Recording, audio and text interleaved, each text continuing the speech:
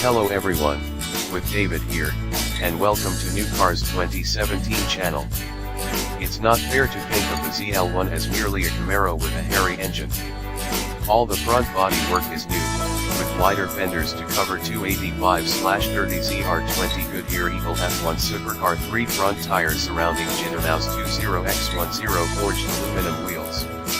The front fascia has been redesigned so that air can feed all 10 of the heat exchangers stacked behind it.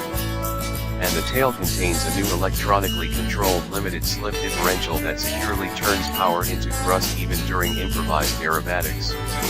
And those rear tires are 305/30 ZR20s around 20x11 wheels.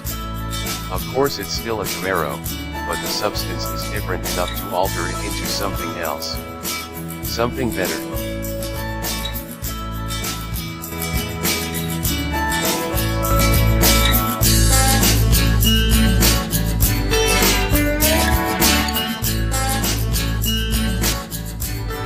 The 2017 Chevrolet ZL1 is 70 horsepower more powerful than the last ZL1, and all those extra ponies want to entertain you. So be entertained. Please welcome, the 2017 Chevrolet ZL1.